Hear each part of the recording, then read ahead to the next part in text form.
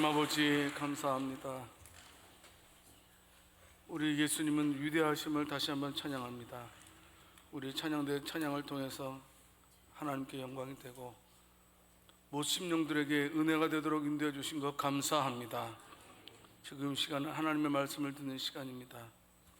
성령께서 역사하셔서 이 말씀에 은혜 받게 하옵소서.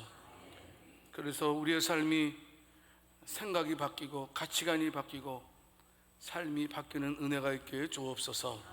간절히 부탁드리옵고 우리 주 예수 그리스도 이름으로 기도드립니다. 오늘 찬양대 어려운 곡을 아주 은혜롭게 잘 소화하는 것 같아요. 곡이 보니까 어려운 곡인데 잘 하시는 것 같아요. 계속 잘 해주세요. 여러분, 죄가 뭡니까? 죄는 하나님의 법과 뜻을 어떻습니까? 우리의 생각으로, 우리의 마음으로, 우리의 태도로, 우리의 말로서 어기는 것을 죄다라고 말하죠. 죄의 특징은 바로 하나님과의 관계를 단절시키는 그런 힘을 가지고 있습니다. 여러분, 우리 교회에서는 어떻습니까? 아담과 하와가 범죄함으로 인하여서 죄가 인류 가운데 들어오게 되었다라고 말합니다. 그것을 가리켜서 어려운 말로 말하면 원죄라고 말을 합니다. 그래서 모든 인간들은 태어날 때부터 죄성을 가지고 태어난다. 성경의 가르침입니다. 죄는 영적인 죽음도 가져오고, 죄는요 해결하지 않으면 하나님과의 영원한 단절도 우리에게 심어주게 됩니다. 뿐만이 아니죠. 다는 아니지만 죄는 우리들에게 혼란도 주고 아픔도 주고 괴로움도 주고 또 질병도 주는 것이 바로 죄의 요인 중에 하나입니다. 반면에요, 여러분, 성령은 어떤 역할을 하실까요? 이 성령께서 하시는 역할 가운데 가장 두드러진 것은 뭐냐면 우리가 하나님 앞에서 죄인인 것을 깨닫게 하고 하나님께 회개하도록 도와주는 것이 바로 보혜사 성령님이십니다. 예수님 말씀하시죠. 요한복음 16장 8절 말씀을 통해서 보게 되면 그가 와서, 성령님이 와서 죄에 대하여 의에 대하여 심판에 대하여 세상을 책망하시리라. 이 말씀을 제가 쉽게 뿌려드릴게요. 무슨 뜻이냐면 성령님께서 오시게 되면 죄에 대해서 의에 대해서 심판에 대해서 세상 사람들이 그릇된 생각을 가지고 있다는 거예요. 잘못 생각을 하고 있다는 거예요. 그래서 성령님이 오신 것은 이것을 꾸짖어서 바로 잡아주기 위해서, 죄가 무엇인지를 바로 잡아주기 위해서, 의가 무엇인지를 바로 잡아주기 위해서, 심판이 무엇인지를 바로 잡아주기 위해서 성령님이 오신다라고 예수님 말씀하셨죠. 참 성령님은 어떻습니까? 우리의 영혼을 새롭게 거듭나게 해 주시지요. 어려운 만으로 말하면 바로 우리를 중생시켜 주신다라는 사실입니다. 성령님은요, 우리가 예수님 잘 믿을 수 있도록 우리를 도와주시는 마치 헬퍼와도 같은 분입니다. 어떻게든지 우리를 돕고 싶어서 애쓰시는 분이 바로 성령 하나님이지요. 그래서 저와 여러분들이 성화하도록 일조하시는 분이 바로 성령 하나님이십니다. 성령님은 어떻습니까? 저와 여러분들을 진리로 인도해 주시는 가이드와 같으신 분이십니다. 모든 삶의 영역에서 바로 하나님의 뜻대로 살도록 인도해 주시고 지도해 주시는 분이 바로 성령님이십니다. 그런데요, 어떻게 성령님께서 지도해 주시냐면 그 지도의 방법은 간단합니다.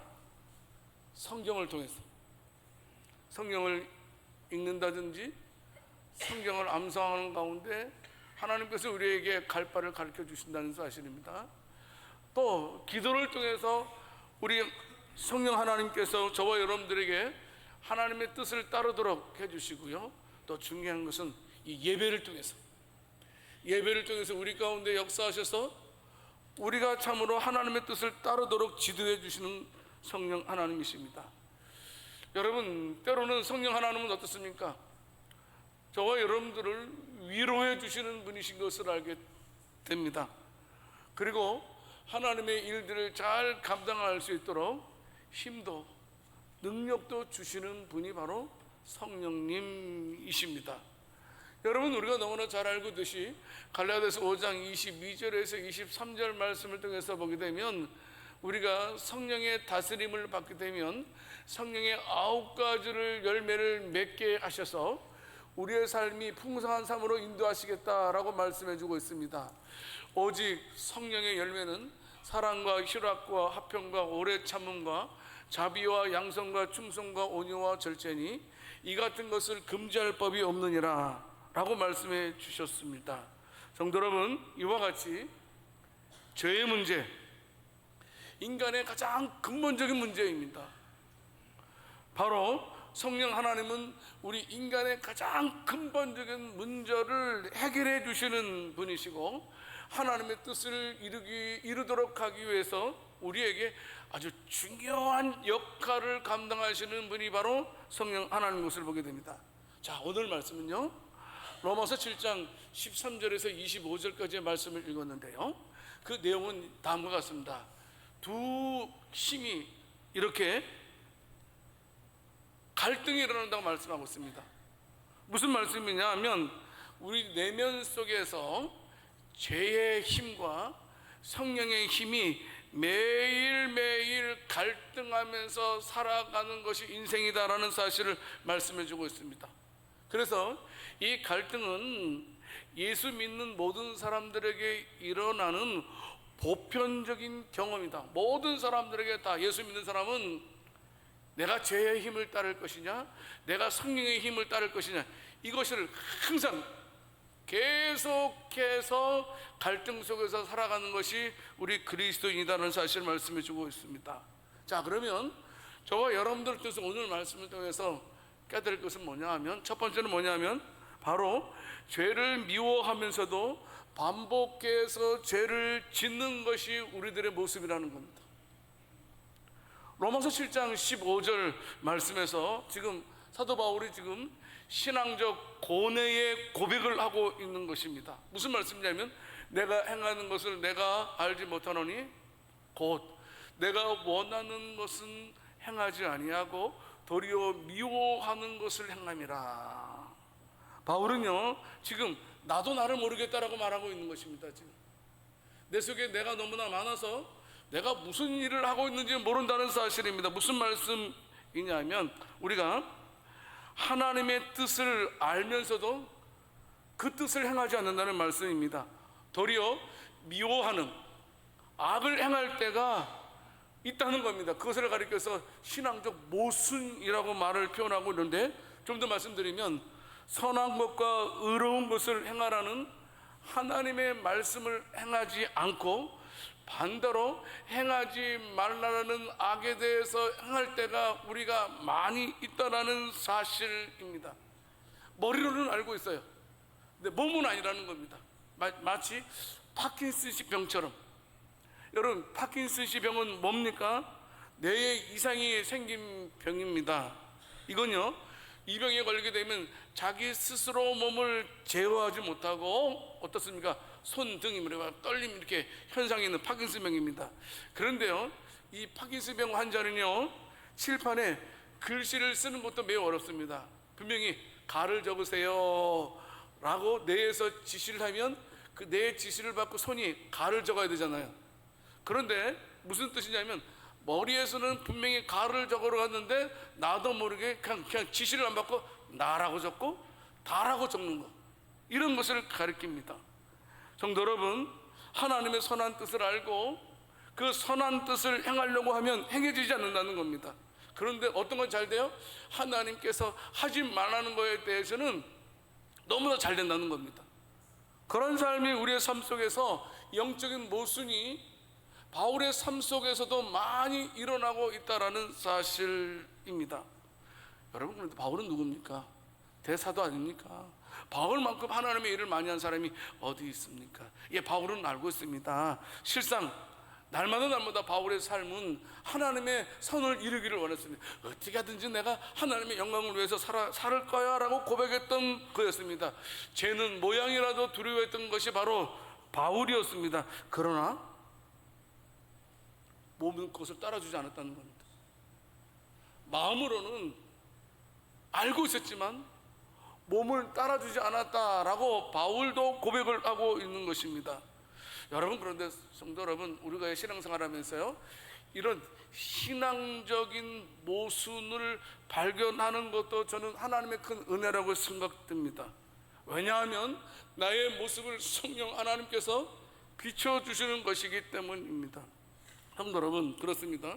항상 하나님의 뜻대로 살려고 하는 사람들은 그런 신앙적인 갈등, 모순에 부딪히게 됩니다. 그렇지 않습니까? 매일매일 그래서 항상 고뇌하고 회개하고 그리스도를 의지하게 됩니다. 기독교는 투쟁의 종교라고 말합니다. 사탄과의 싸움이고, 세상 불의와 싸워야 되고, 자신의 마음속에 있는 바로 타락한 본성의 찌꺼기와의 싸움을 해야 되는 것이 바로 우리 기독교라는 사실입니다. 그래서 옛날에 사랑의 교회 옥하는 목사님이 이런 말을 했습니다. 기독교인은 걸어다니는 전쟁터다. 매일 갈등 속에서 싸워야 하는 그것이 기독교인이다 라고 말씀을 하고 있습니다. 여러분, 그런데 이 시간 말씀드리려고 하는 것은 뭐냐 하면, 우리가 영적인 모순됨을 느낄 때가 있어요. 갈등, 고뇌하게 될 때가 있다라는 사실입니다. 나는 이상하게 내 마음대로 안 될 때가 얼마나 많이 있는지 모릅니다. 그런데 내 마음대로 안 되는 것이, 성도 여러분, 정상적이라는 겁니다. 여러분, 내가 막 내 생각대로 안 돼, 나는 하나님 잘 믿고 싶은데 내 생각대로 잘 안 돼라고 생각하는 것은 무엇입니까? 그래도 내가 하나님과 관계를 생각하기 때문에 우리가 그렇게 고민하는 것이라는 사실입니다. 만약에 하나님과의 관계를 생각하지 않는 사람들은 죄와의 갈등이 없습니다. 그렇지 않습니까? 그래도 나름대로 하나님 뜻대로 막 살고 싶어서 노력하는 성도들이 자신의 영적인 모순됨을 많이 발견한다는 사실입니다. 성도 여러분, 이 고뇌야말로 성도가 신앙이 성장하는 데 있어서 필수적인 것을 알아야 됩니다. 우리는 무엇 때문에 요새 힘들고 있습니까? 어떤 것 때문에 괴로워하고 있습니까? 여러분, 저와 여러분들이 마땅히 하나님과의 관계에 대해서 관심을 가지고 있고, 또 하나님을 잘 믿고 싶다면 어떻습니까? 항상 나의 연약함에 대해서, 나의 부족함에 대해서 고뇌해야 됩니다. 나는 왜 이럴까? 나는 왜 이럴까? 여러분, 이 거룩한 고뇌를 수시로 하는 사람이 바로 어떤 면에서 참된 성도라고 말할 수 있는 것입니다. 그렇지 않습니까? 우리 모두는 바울과 같은 갈등을 사실 경험하고 있습니다. 그렇지 않습니까? 악을 미워하면서 악을 행할 때가 얼마나 많이 있었습니까? 그런 적 없나요? 여러분들은 꼭 악은 대적하고 선만 행했나요? 내 의지와 상관없이 악에 끌려갈 때 있었어요, 없었어요? 있어요, 없어요? 이쪽은 없나 본다. 있어야만 이쪽만 대답하네요, 여러분. 성도 여러분, 그런데요, 악을 미워하면서도 악에 끌려가는 이런 것들은 우리는 성경의 인물들을 통해서 뽑을 수가 있습니다. 우리만 그런 게 아니었더라고요, 보니까. 우리만 그런 것이 아니고 성경에 기록되는 모든 사람들도 하나님을 잘 믿고 싶었지만 그냥 악에 끌려갔던 사람들이 얼마나 많이 있었는지 모릅니다. 신실한 사람들이었음에도 불구하고 악에 걸려 넘어지는 사람들이 많이 있었던 것을 보게 됩니다. 베드로를 뽑을 수 있겠죠. 베드로는 누굽니까? 예수님의 수제자입니다. 예수님의 핵심 중에 핵심 요원입니다. 그는 말하면 나는 죽을지언정 나는 끝까지 예수님 따라가겠습니다 라고 호언장담했던 자입니다. 여러분, 그런데 예수님께서 체포되었을 때에 베드로는 어떻습니까? 예수님을 3번이나 부인합니다. 부인만 합니까? 저주까지 합니다. 베드로는 예수님을 부인한 이후에 깊은 후회와 슬픔에 빠지게 됩니다. 내가 이것밖에 안 됐구나. 그래도 나는 그래도 예수님의 수제자인데 난 끝까지 두려워하지 말고 앞질을 물리쳐야 되는데, 예수님 부인하는 게 죄라는 것 알고 있으면서도 어떻습니까? 세상 사람들의 그 압제가 두려워서, 세상 사람들의 그 돌과 창이 무서워서 베드로는 3번씩이나 반복해서 죄를 범했던 것을 보게 됩니다. 그게 인생입니다. 그게 저고 그게 여러분들입니다. 내 의지와 상관없이 우리가 하나님 사랑한다고 말하면서 범죄할 때가 얼마나 많이 있는지 모릅니다. 여러분, 놀라운 것은, 그런데 감사한 것은, 그렇게 베드로의 3번의 부인을 배반을 경험했음에도 불구하고 그 예수님께서는 배반한 베드로를 찾아와 주셨다라는 사실입니다. 그래서 그를 회복시켜 주시고 그에게 놀라운 사명을 주셨던 것이 바로 우리 예수님이셨습니다. 요한복음 21장을 보게 되면 어떻습니까? 예수님께서 베드로에게 찾아오셔서 네가 나를 무엇하느냐? 사랑하느냐? 라고 3번 묻습니다. 뿐만이 아니고 베드로에게 예수님께서 양을 치는 사명을 맡기셨던 것을 보게 됩니다. 여러분, 베드로의 이야기는 저와 여러분들이 연약해서 죄를 반복해서 짓더라도 우리가 하나님 앞에 나아가게 된다면 우리의 어리석음을 논하지 아니하시고 우리를 용서해 주시고 우리에게 사명을 주시고 우리에게 힘을 주시는 예수님이심을 믿으시기를 바랍니다. 절대로 우리의 연약함을 예면하시는 분이 아니라는 사실입니다. 왜? 우리가 연약한 것을 주님은 아신다는 겁니다. 우리가 그렇게 호언장담하지만, 큰소리 빵빵 치지만 언제 넘어질지 모르는 것이 우리인 것을 예수님 알고 계셨기에 우리가 넘어졌음에도 불구하고 말씀을 통해서, 기도를 통해서 우리에게 찾아오셔서 우리에게 손을 내밀어 주셨던 우리 주님. 오늘 보면 로마서 7장의 말씀도 마찬가지입니다. 성도 여러분, 바울도요 죄를 얼마나 미워했는지 모릅니다. 죄를 미워했지만 자기도 모르게 죄 가운데 거한 자기 자신에 대해서, 내적인 갈등에 대해서 계속해서 반복되고 있었다라는 사실을 그는 말씀하고 있습니다. 다른 사람이 볼 때는 분명히 예수님 잘 믿는 사람이었어요. 저 옆 사람에게 말씀하겠습니다. 당신처럼 예수님 믿고 싶습니다 해보세요. 이게 많은 사람들이 바울한테 그러는 거예요. 바울 선생님, 제가 바울 선생님처럼 예수님 믿고 싶어요. 근데 바울은 어땠어요? 로마서 7장 24절 말씀에서 어떻게 고백하고 있어요? 오호라, 나는 공고한 사람이로다. 이 사망의 몸에서 누가 나를 건져내랴. 당신들은 나를 위대한 사도로 부르고 있지만 나는 그 죄를 미워하면서도 계속해서 그 죄를 범하는 죄인이다. 나도 나를 어떻게 할 수 없는, 연약하기 짝이 없는 죄인이다. 그러면서 그는 즉시 로마서 7장 25절 말씀에서 말씀을 해주고 있습니다. 우리 주 예수 그리스도로 말미암아 하나님께 감사하리로다. 그러즉 내 자신이 마음으로는 하나님의 법을, 육신으로는 죄의 법을 섬기노라.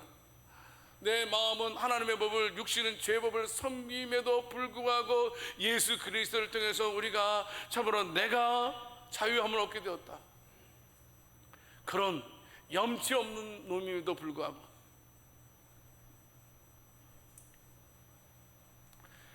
바울의 고백은 어떤 면에서 우리 모두가 죄와의 싸움에서 겪는 내적인 갈등, 우리가 하지 않습니까? 넘어질 때가 많이 있습니다. 죄와 성령의 갈등은 우리의 삶에서 영원토록 가장 중요한 주제가 될 것입니다. 천국 갈 때까지 죄와 성령의 갈등은 계속될 것입니다.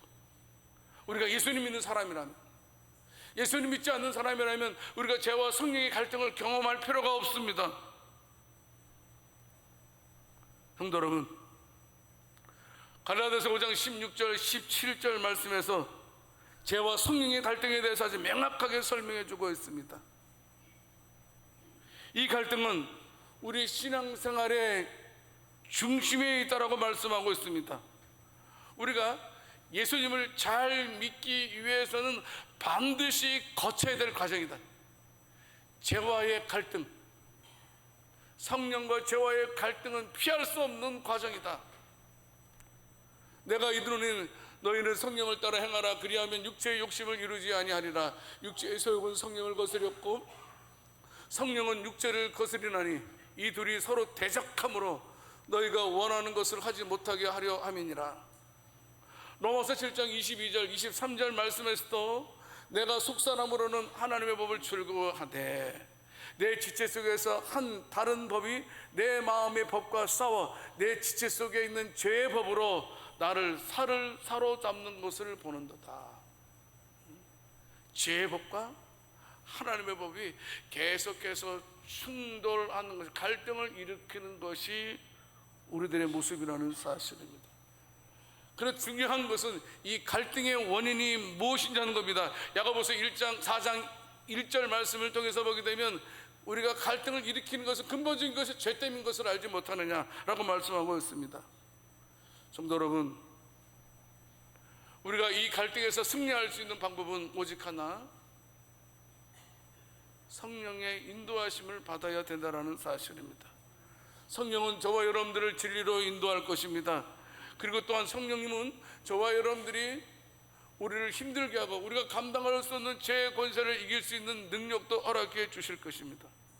끊임없이 기도하면서 하나님의 뜻을 구할 때에 하나님께서는 우리를 인도해 주신다는 겁니다. 로마서 8장 12절에서 14절까지의 말씀도 마찬가지입니다. 같이 한번 읽어보겠습니다. 그러므로 형제들아, 우리가 빚진 자로 돼 육신에게 져서 육신대로 살 것이 아니니라. 너희가 육신대로 살면 반드시 죽을 것이로되 영으로서의 몸의 행실을 죽이면 살리리. 무릇 하나님의 영으로 인도함 받는 사람은 곧 하나님의 아들이라. 아멘. 성령의 인도함을 받는 사람만이 하나님의 사람이에요. 매일 뭔가 죄 가운데 살아가고 있지만 그래도 결국은 하나님의 사람들은 성령의 인도함을 받는다. 갈라디아서 5장 24절 25절 말씀에서 말씀하고 있습니다. 그리스도 예수의 사람들은 육체와 함께 그 정욕과 탐심을 십자가에 못 박았느니라. 만일 우리가 성령으로 살면 또한 성령으로 행할지니 라고 말씀해 주고 있습니다. 성도 여러분, 저와 여러분들은 갈등을 피할 수 없다고 그렇습니다. 때로는 넘어질 때가 많이 있을 것입니다.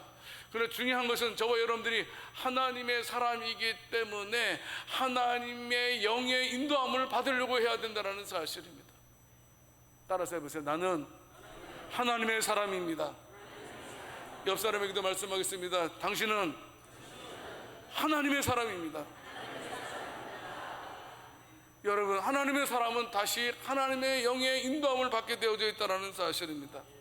성령의 인도함을 받게 될 때에 우리는 갈라디아서 5장 22절 23절에 성령의 9가지 열매를 자연스럽게 맺게 되는 것이고, 우리가 성령의 9가지 열매를 맺게 될 때 우리는 죄와의 갈등에서 승리할 수 있는 겁니다. 죄와의 갈등에서 승리하는 방법은 성령의 9가지 열매를 통해서 우리가 승리할 수 있다는 사실입니다. 점차 그래서 우리는 그리스도를 닮아가게 될 것이다 말씀하고 있습니다. 성도 여러분, 우리는 날마다 죄를 반복해서 지을 수밖에 없는 연약한 인생임을 시인하시기 바랍니다. 여러분, 저와 여러분들은 죄를 범할 수밖에 없는 연약한 죄인, 대사도인 바울도 그렇게 고백하고 있고, 예수님의 수제자였던 베드로도 똑같이 우리가 죄를 반복해서 칠 수밖에 없는 죄인이라는 사실을 인정했습니다. 그러므로 우리는 한 걸음 더 나아가서 어떻습니까? 우리는 날마다 예수 그리스도의 은혜를 의지하는 자가 되어야 됩니다. 나는 넘어질 수밖에 없고 나는 죄를 지을 수밖에 없는 자이지만 그래도 나의 희망은 주님이십니다. 이런 고백이 우리들에게 있어야 된다는 사실입니다. 그리할 때 하나님께서 죄로 얼룩져진 저와 여러분들의 마음을 싸매 주실 것입니다. 그리고 넘어진 저와 여러분들을 이렇게 세워주셔서 우리의 가야 할 길을 가도록 힘과 능력을 허락해 주실 것입니다. 성도 여러분, 기억하십시오. 우리는 죄를 반복해서 지을 수밖에 없는 죄인이라는 사실을 꼭 인정하십시오.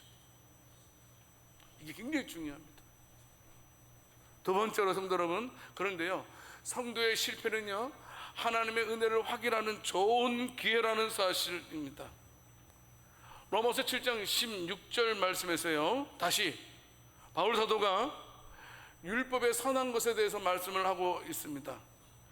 율법은 선하지만 내 죄성 때문에 율법을 완전히 지키지 못하는 것이다. 율법과 상관없이 율법은 완벽하다.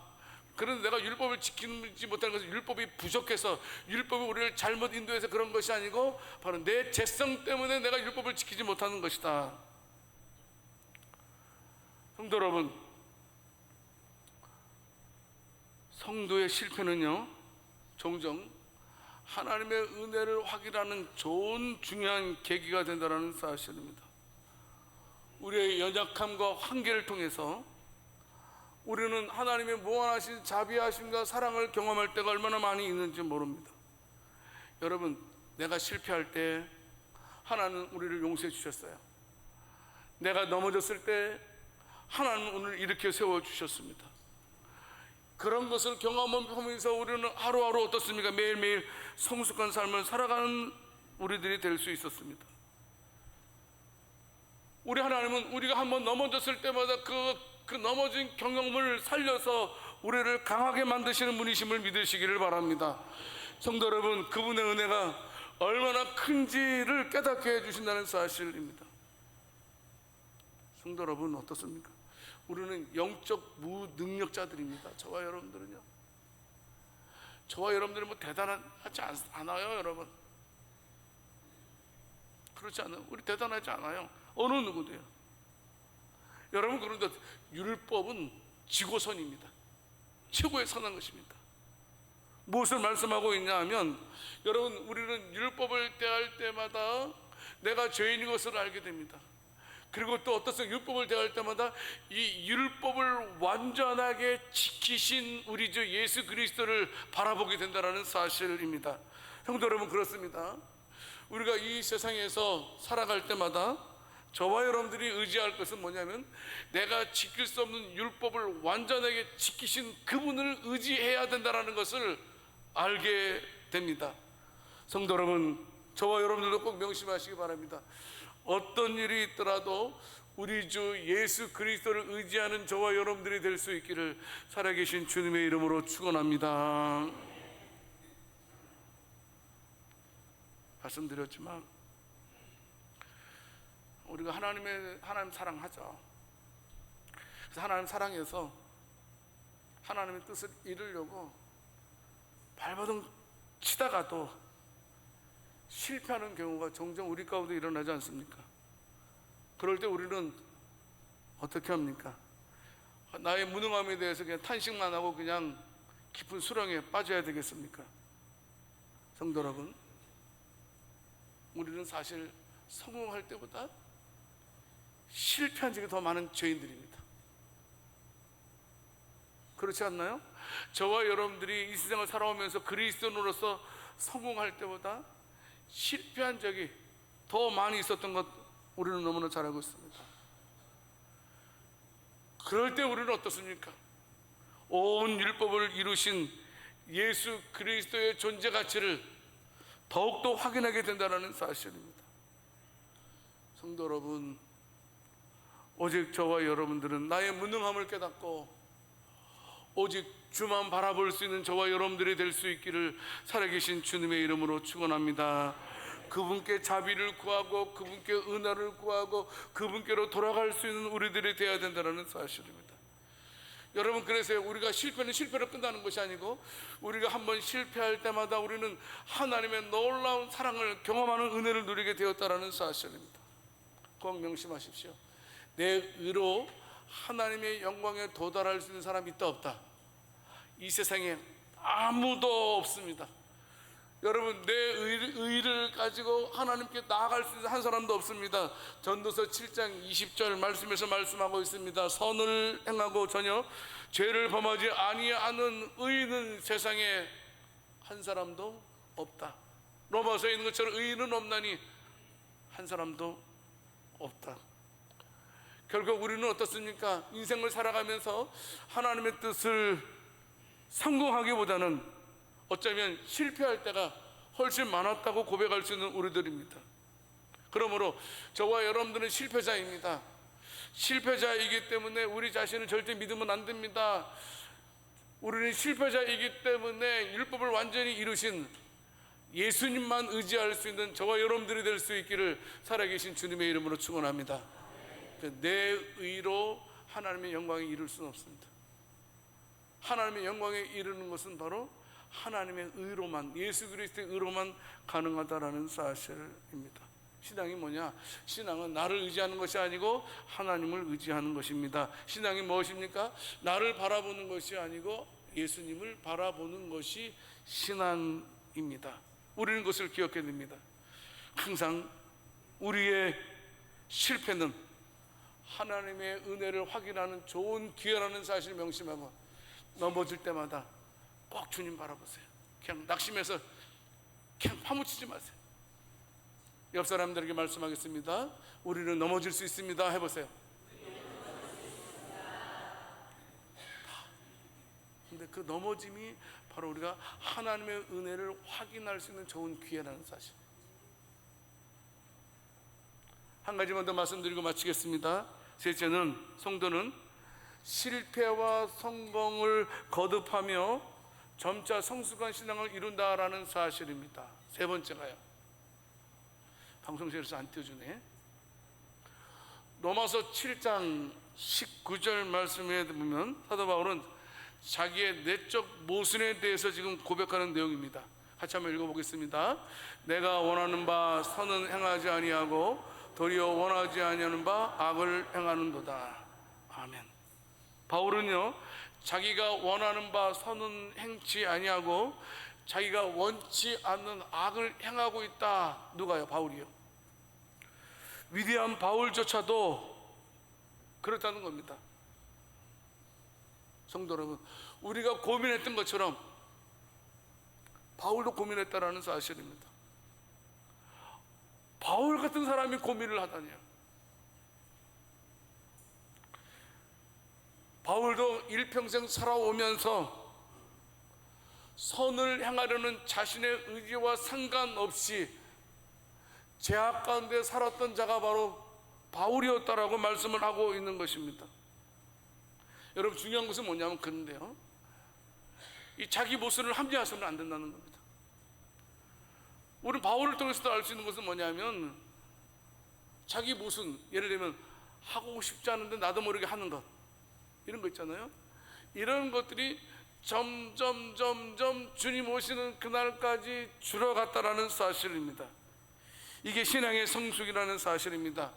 순간순간마다 저와 여러분들의 성령에게 인도함을 받을 때에 우리는 자기 모순이 점점 줄어든다는 사실입니다.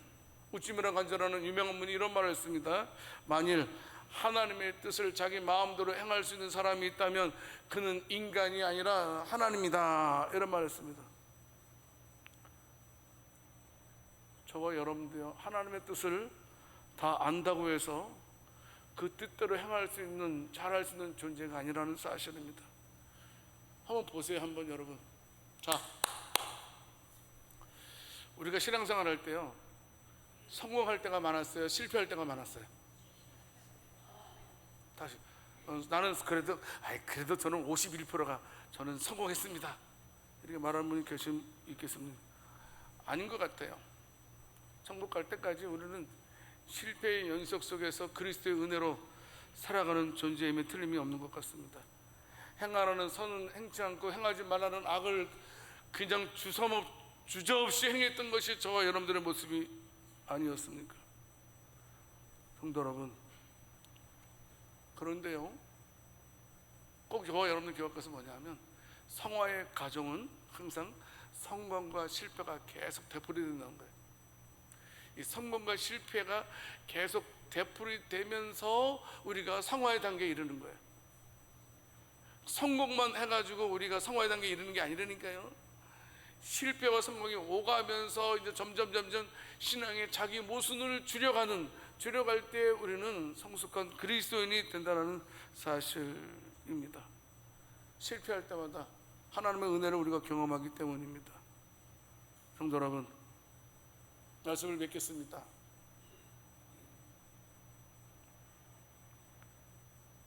저와 여러분들은요, 연장까지 인생임을 꼭 잊지 않기를 원합니다. 우리가 얼마나 초라한 인생인지를 알았으면 좋겠습니다. 잘난 사람처럼 보이죠? 우리는요, 알면서도 죄를 지을 수밖에 없는 죄인 중에 기수라는 사실을 절대 잊지 않기를 원합니다. 죄인된 기수와 같은 저와 여러분들이 예수 그리스도의 은혜로 오늘에 이르게 되었다라는 사실입니다. 성도 여러분, 때로는 실패를 두려워하지 마십시오. 실패는 누구나 할 수 있는 것입니다. 아니, 어떤 면에서 우리는 천국 갈 때까지 실패의 연속을 할 것입니다. 성공할 때도 있겠죠. 실패를 더 많이 할 것입니다. 하지만 두려워하지 마십시오. 율법을 완전하게 지키신 예수 그리스도를 의지할 수 있는 저와 여러분들이 될 수 있기를 원합니다.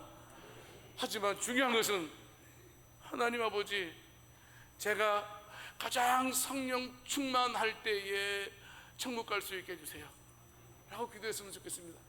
우리가 나이가 들어도요, 우리가 이제 나이가 들어서 우리가 천국 가지 않겠습니까? 근데 나이가 들면 들수록 더 성령 충만한 가운데 잠자다가 천국 갈 수 있게 해주세요. 이야기는 하나님 아버지, 제가 성령 충만한 가운데 이 땅이 실패하고 이 땅이 제가 실수도 많이 하고 실패도 많이 하지만 그래도 주님 가는 그 순간에는 점점 성숙해짐을 통해서 하나님 앞에 갈 수 있는 우리가 되게 해달라고 하나님의 은혜를 사모하는 저와 여러분들이 다 될 수 있기를 원합니다. 실패를 두려워하지 마십시오. 우리는 실패할 수밖에 없는 DNA를 가진 자들입니다. 하지만 다시 일어서서 주님 바라볼 수 있는 저와 여러분들이 다 될 수 있기를 살아계신 주님의 이름으로 축원합니다. 하나님 아버지, 우리의 연약함을 끝까지 안아주셨던 주님의 사랑의 진심으로 감사드립니다.